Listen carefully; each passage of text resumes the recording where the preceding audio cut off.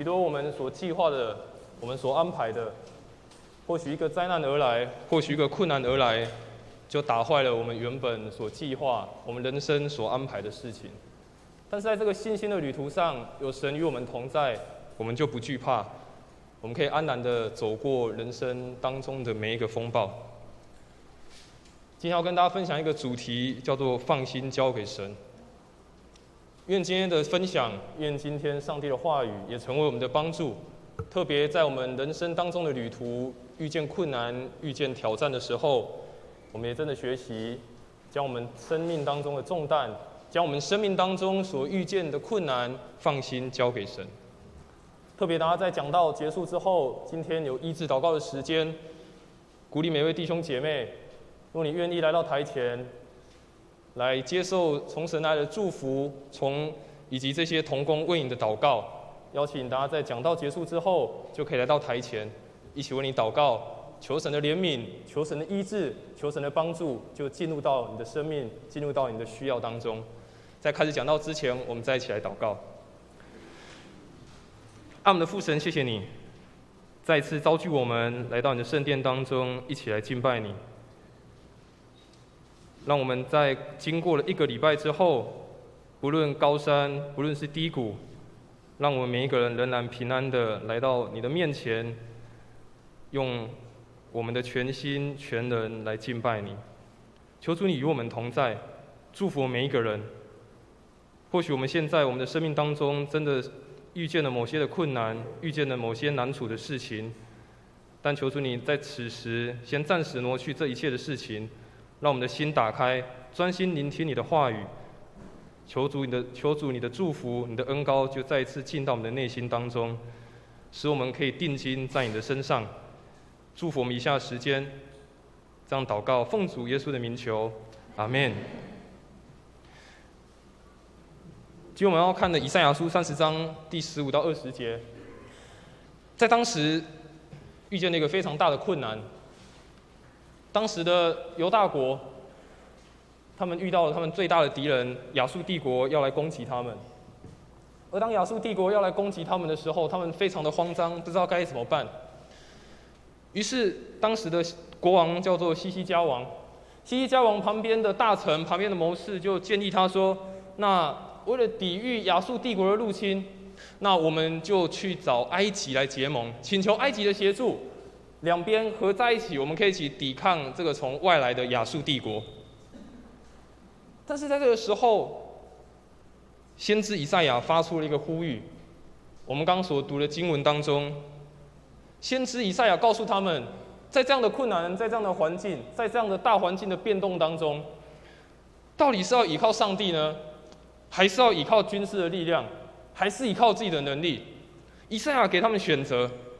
以赛亚也告诉他们，在困难、在挑战当中，哪一条才是真正该走的道路？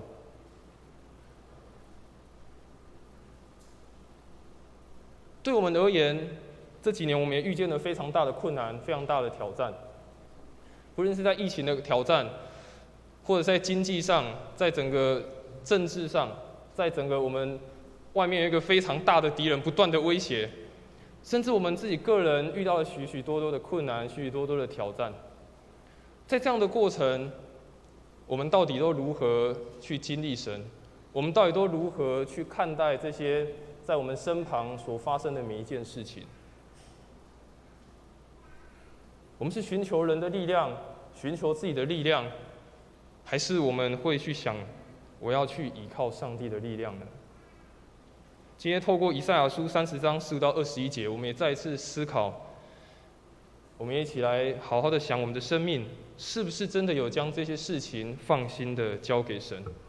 所以今天透过这个经文，有3点跟大家一起分享，也可以说是3个步骤，让我们学习如何放心的把我们的困难、把我们的重担带到神的面前，一起交给他。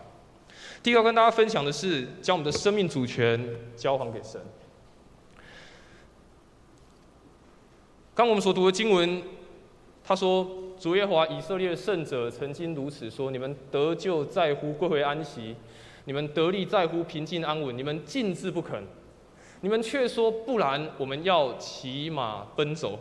我们刚所读的是，刚四位带我们读的是新译本，但这个是我们比较熟悉的是和合本。特别是前面那段经文，我们很常读到，也常常拿来做鼓励、安慰人家的话，说得救在乎归回安息，得力在乎平静安稳。我们很常听到，很鼓励人、很安慰人的一句话。但事实上，这一句话完整的圣经节后面还有一句叫做“你们禁止不肯”，代表在原本先知在说这句话的背后，是在说有一群人不愿意这么做。他在告诉当时的犹大王也好，告诉当时的百姓一件事情：上帝告诉你们，遇到这些事情的时候，第一件事情是得救、归回安息、得力、平静、安稳。但是你们却不愿意，你们却不愿意做。你们说我不要。后面我们读的经文，他们说什么？他说：“哦，不要，我们要骑马奔走。哦，不要，我们要靠自己的力量。哦，不要那个困难来了，我们自己想办法解决。哦，那个上帝提了这个方法，哦，不要，我要靠自己的力量想办法解决。”如果我们把这个经文30章往前看一点，前面第1节开始到第14节的时候，前面发生的一些事情，其实在前面的时候，上帝已经透过先知在告诉犹大王，在提醒他，也告诉这些百姓。上帝透过先知告诉他们说：“他们同盟，就是指犹大国这些人跟埃及。他说：你们同盟，可是却不由我；结盟却不由于我的灵。起身下埃及去，也没有求问我。我要靠法老的力量加添自己的力量，并投在埃及的印下。”接着讲完这句的时候，下一句先知继续告诉他们，跟他们说，投靠埃及的帮助是徒然无益的。接着先知又指出了另外一件事情，说他们对先见说，这些百姓对以赛亚对先知说，不要让我们看这些不吉利的事情，你不要触我们的眉头，你不要跟我们讲这些不好听的话。他们跟先知说什么？不要跟我们讲正直的话，不要骂我们，不要这么严厉嘛，说一些柔和的话，说一些我们爱听的话。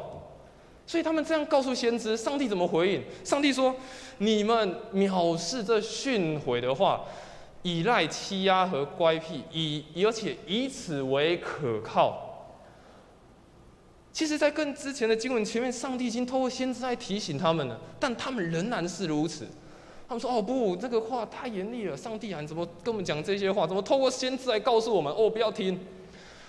哦，上帝啊，我要靠自己的力量去跟别人结盟。”上帝说：“哦，那是无益的。哦，没关系。”对那些以色列人，对犹大王来说，他们认为法老的力量比上帝的能力更强。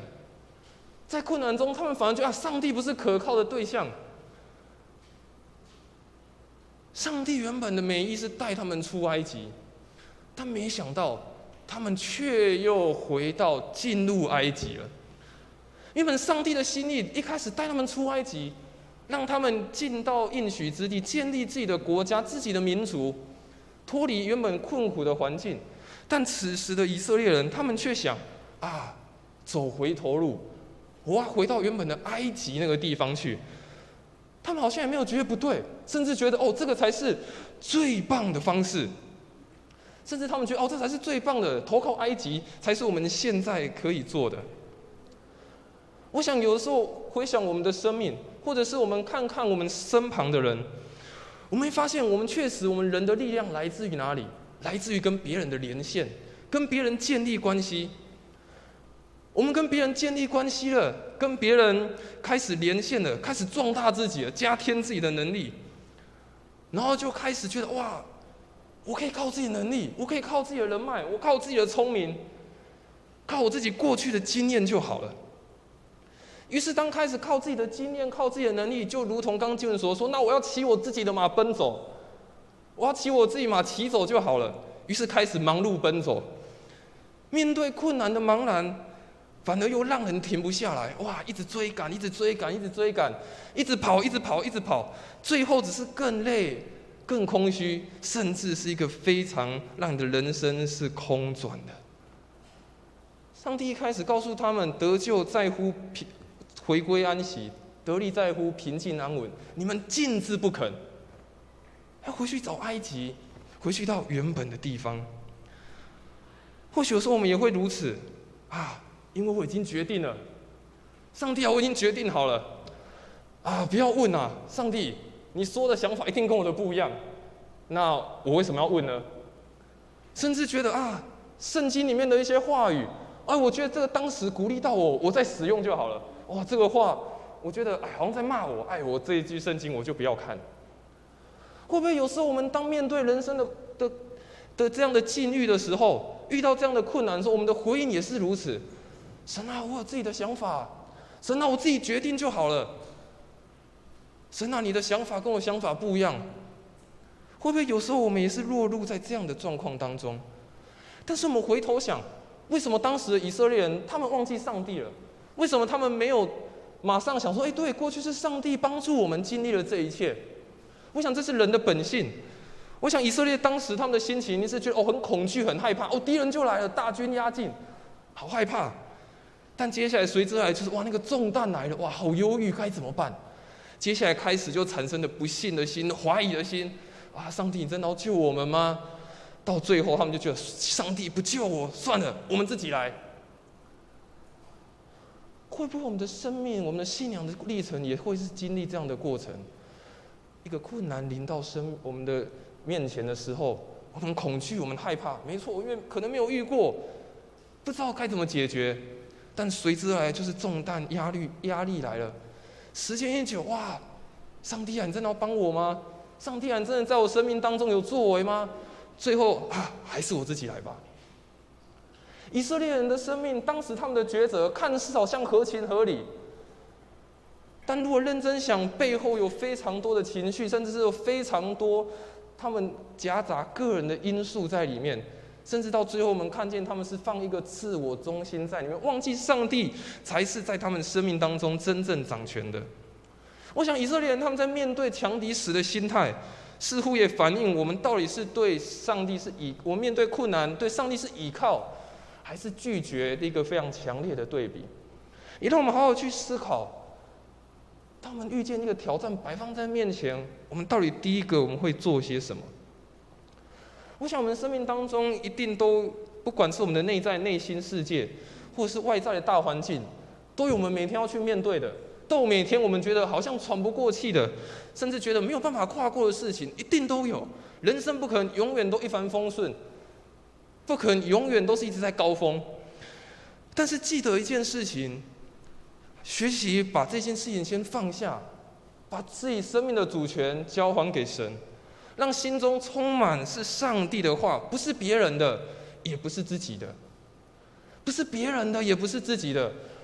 我们很常都会问别人，这个该怎么办？这个可以怎么办？可不可以帮我？告诉我该怎么办？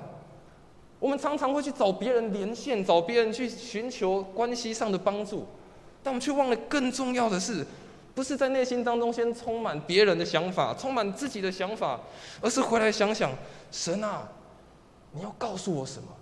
神啊，你在我的心里，你放在我生命当中到底是什么？在诗篇147篇的第10到11节，这段经文我们一起来念。他不喜悦马的力大，不喜爱人的腿快。耶和华喜爱敬畏他和盼望他慈爱的人。诗人如此说，他说，上帝所喜悦的不是那个马的力量很大，跑得快，或是人靠自己的力量在做事。他真正所喜爱的是人有一颗敬畏而且是盼望他的人。他喜悦的是一个愿意盼望他而且是敬畏他的人。亲爱的弟兄姐妹，让我们好好的思考，我们到底都用什么样的态度，用什么样的方式在面对我们生命当中所遇见的困难，甚至是面对每一个不同的抉择。求主真的帮助我们学习放手，学习放下我们生命当中我们一直紧抓的事情。有时候当人执着不放，紧紧抓着的时候，就好像什么？好像那个绳子上面的那个死结一样，解都解不开。你继续紧抓的时候，好像那个死结就越来越紧，越来越紧。到最后那个绳子是永远解不开的世界，永远解不开，而且越来越缠，越绑越紧。求主真的帮助我们学习放下，求主真的帮助我们学习放下，将我们生命的问题带到上帝的面前，学习将我们生命当中所遇见的难处带到神的面前，求神来帮助我们。所以第一件让我们可以学习的是，当我们面对生命的主权的问题，面对生命困难的问题时，第一个，把我们的生命的主权交还给神，把上帝当成上帝。第二个，我们一起来学习的，当我们学习将主权交还给神之后，我们学习归回安息，而且安静等候。我们把我们的生命主权交出去之后，我们也学习归回安息，而且安静的等候。刚刚我们所读的经文，以赛亚书30章15节，我们很熟悉的经文：你们得救在乎归回安息，你们得力在乎平静安稳。但如果我们刚刚所读的现代中文译本，它翻译的其实更准确一些。他说：“回来吧，安心信靠我，你们就得安全，镇静等待我，你们就有力量。”所以我们发现归回安息，或者是平静安稳，真正的意思到底在告诉我们什么？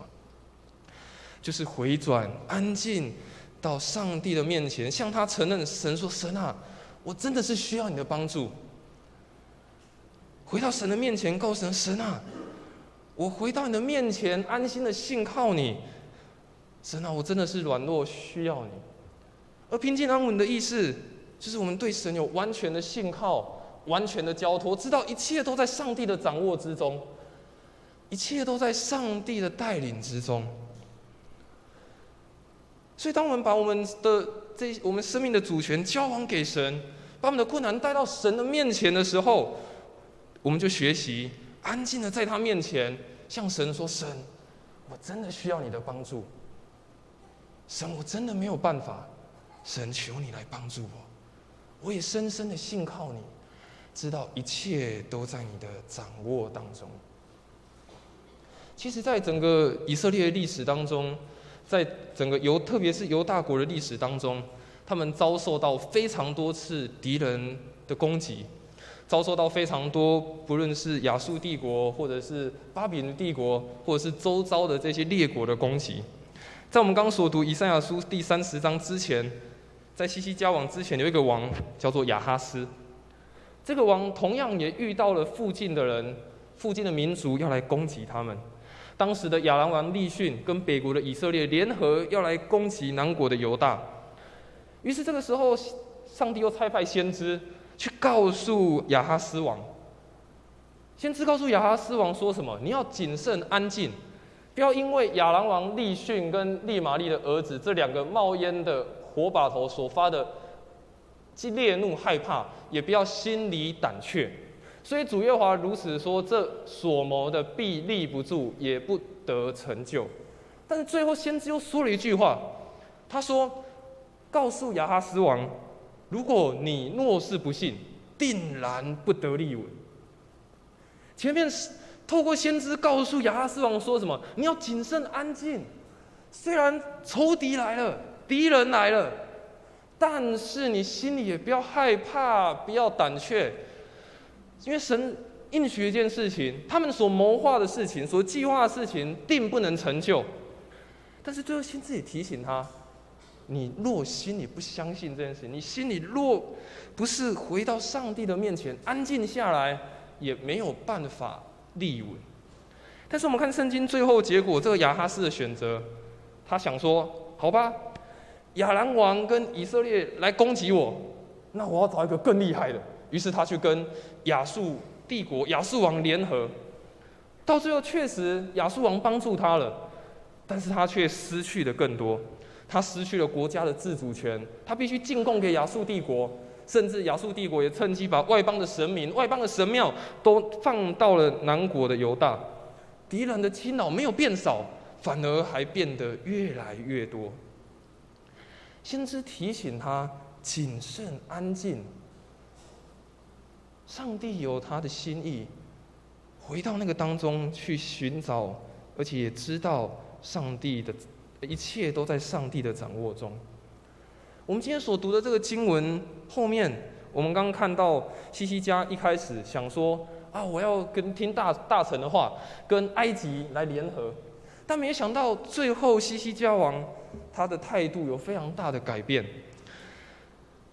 西西家王最后做了一件事情，他跟神祷告，而且他要百姓安静下来。西西家王要百姓安静下来，西西家王向神祷告。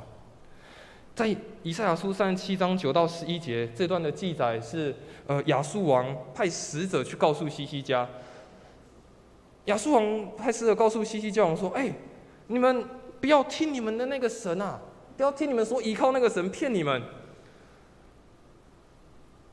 我亚述帝国来了，你们还可以得救吗？不要听你们的神这样，你们神没办法救你们的，你们的神没有办法帮助你们的。”但是最后西西家做的决定是叫百姓安静下来，不受到外面仇敌的干扰，安静下来祷告，寻求上帝的心意。最后的结果看到的是耶和华派出他的使者到亚述的军营当中，把整个亚述帝国他们派出来的军队所除灭了，保护了整个耶路撒冷里面的人。两个国王好像都经历差不多的事情，都经历到危难，经历到仇敌的攻击。先知也做出了差不多给他们的提醒，给他们的劝告，但最终两个不同的选择，造就了两个不同的结果。一个以为靠自己的能力，靠自己的想法，但最后却招来更多的敌人攻击。但另外一个，最后选择是安静下来，回到上帝的面前，最后得着上帝的拯救跟保护。我想，当我们的生命学习回到上帝里面得到安息的时候，我们才能看到上帝要给我们的目标，看到上帝从上帝而来要给我们的力量，我们才有办法去面对生命当中的挑战，去面对我们生命当中所未知的每一件事情。或许我们可能会问说：那神啊，你说要回归安息，要平静安稳，但要等到什么时候？神，那困难一直在，但你叫我要回归安息，然后在那边等候啊，我要等多久？但其实事实上，神也在问我们一个问题：要等，神也在问说，要等多久，我们才会预备好我们的心？要等多久，我们才愿意回头去信靠他呢？刚我们所看的以赛亚书30章18节，他说：“耶和华必然等候，要施恩给你们，必然兴起，好怜悯给你们，因为耶和华是公平的神，凡等候他的都是有福的。”这段经文提到，不是人等候，是耶和华也在等候。耶和华在等候什么？在等候我们预备好了没？我们有没有一个这样预备的心？有没有一个愿意回到他安息当中的这样的一颗心？现在宋一本也发现说，上主还在等待，他等着要施恩给你们。神一直在找机会，事实上他一直寻找一个适当的机会，把他所要赏赐的给我们。但同时，神也期盼我们有一颗等候，而且是愿意的心。神一直在期盼我们一颗等候、愿意的心。我想在现在快速的时代当中，我们什么都要求快，什么都要看到马上就可以知道结果。不知道问题，我们知道马上 Google 我们就知道答案了。很快上网就可以知道你想要一切的事情。于是我们丧失那个等候的心，我们好像丧失那个等待的心，好像什么都马上要知道结果。但神告诉我们，回到他的当中去等待，而且是准备好有一颗期盼的心去等待。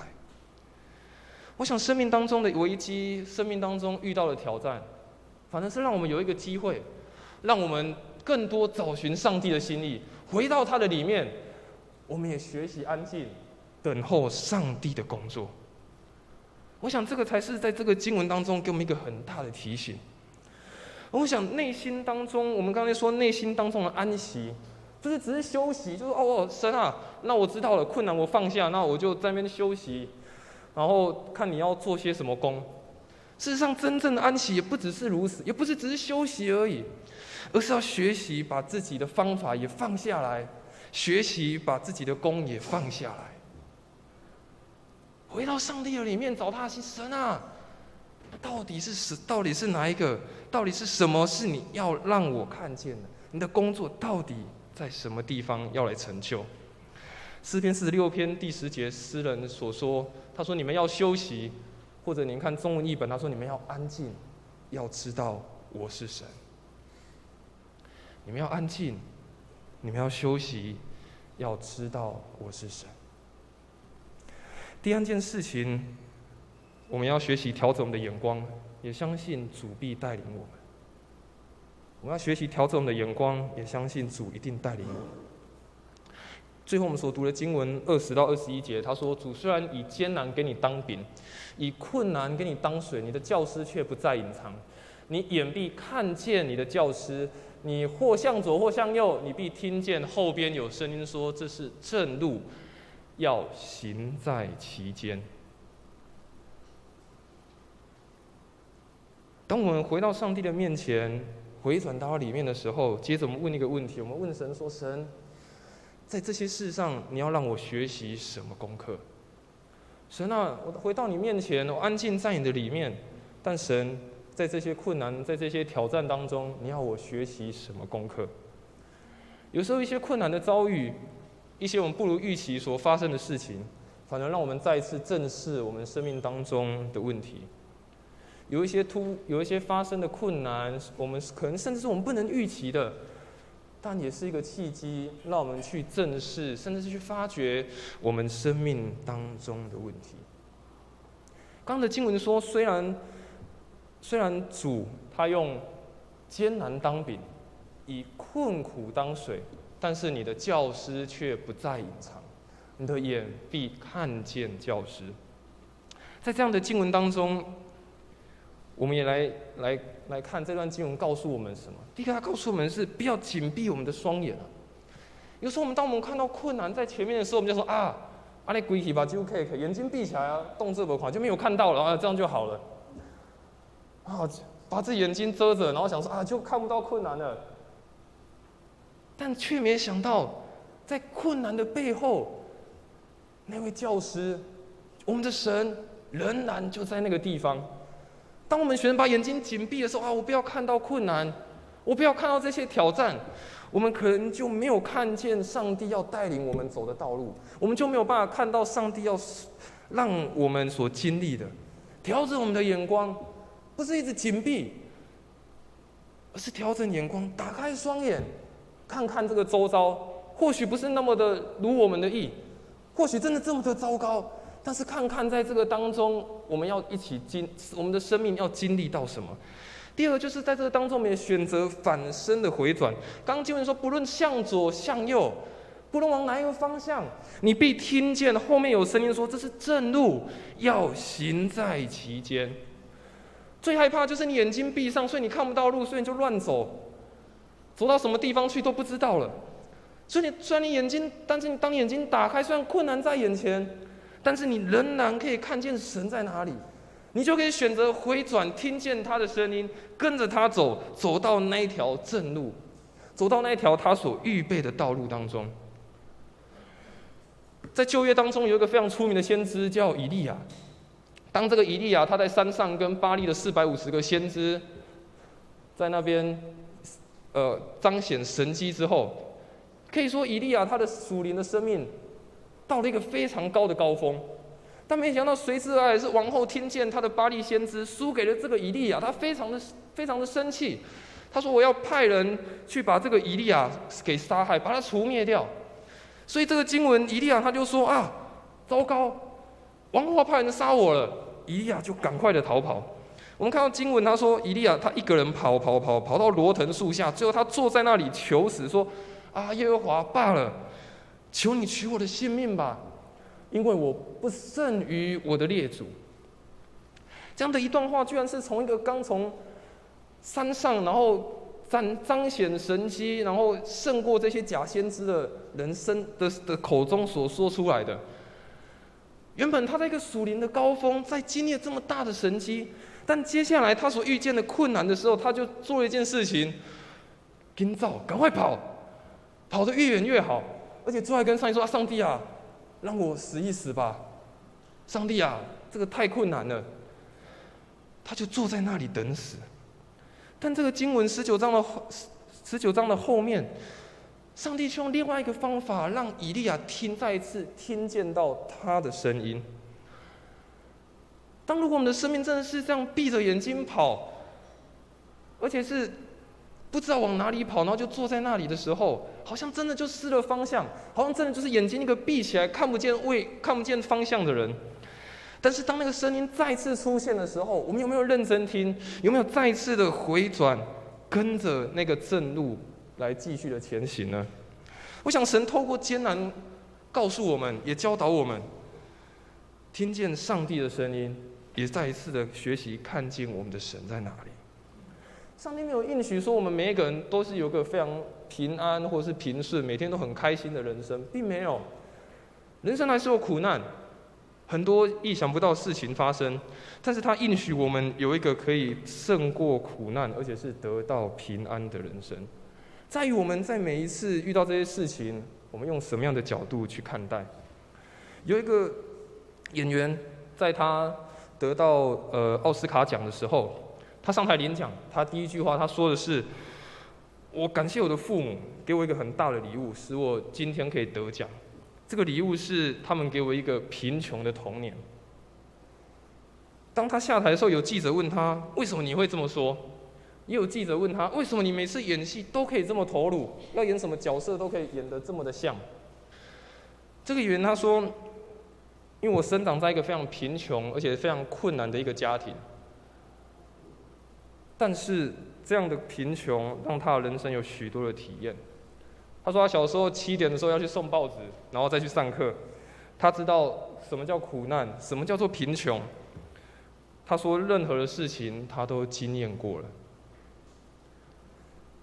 这个演员如果他还是他小的时候，他把这些事情看作我就是我所遇到的困难，我就是很衰，我怎么在这样的家庭当中，怎么是我遇到的？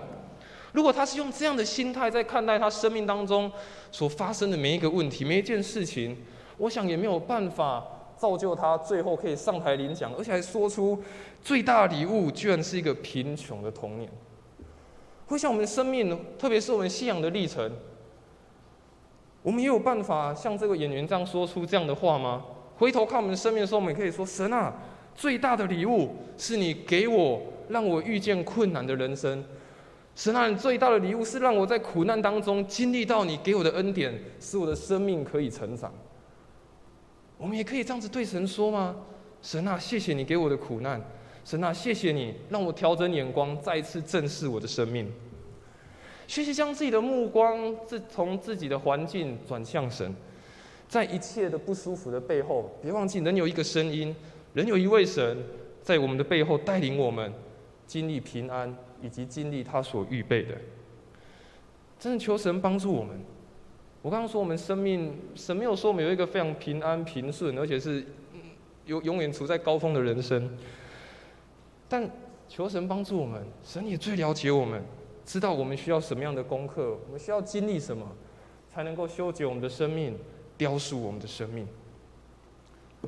神在困苦当中施恩惠给人，神在困苦当中帮助人调整他的眼光。